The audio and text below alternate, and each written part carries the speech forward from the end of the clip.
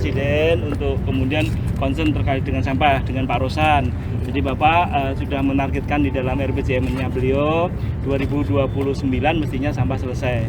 Sehingga segala strategi telah kita susun bersama melalui beberapa pendekatan, mulai dari pendekatan hulu, TPS 3R, TPST, dan pendekatan hilir, waste to energy maupun RDF.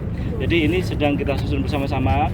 Bapak Presiden minta dalam waktu segera kita berakselerasi dengan pemerintah daerah, karena tanggung jawab sampah ini sesuai dengan Undang-Undang Nomor 18 Tahun 2008 itu pemerintah daerah. Sehingga nanti kami dengan Pak Mendagri akan bersama-sama sesuai arahan Bapak Presiden mengelit untuk kemudian diskusi langkah-langkah penyelesaian lebih lanjut.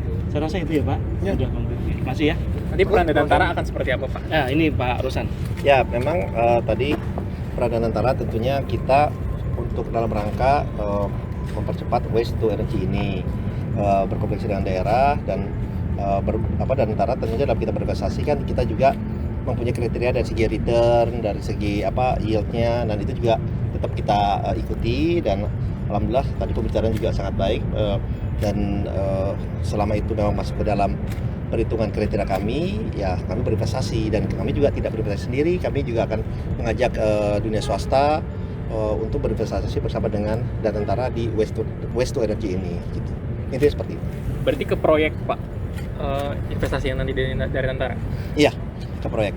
Mungkin gambarannya Pak proyeknya? Ya ini tadi. Jadi Bapak Presiden sangat peduli sekali mengenai masalah sampah ya. Karena kita tahu ini juga problem lingkungan, dan tadi ada mekanisme hulu dan hilir.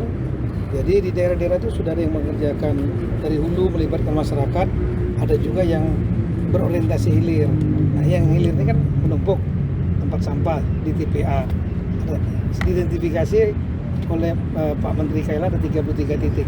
Nah itulah yang akan digunakan mekanisme namanya waste to energy, merubah sampah menjadi energi. Nanti Danantara berperan di sana. Sementara 33 nanti kita hari Selasa rencana akan kita undang pada daerahnya. Kemudian ada juga pada daerah yang baru yang mungkin belum tahu. Nah, kemudian yang untuk yang mekanisme hulu tetap kita dorong yang melibatkan masyarakat sejak awal dalam rangka reduce, recycle, reuse, recycle.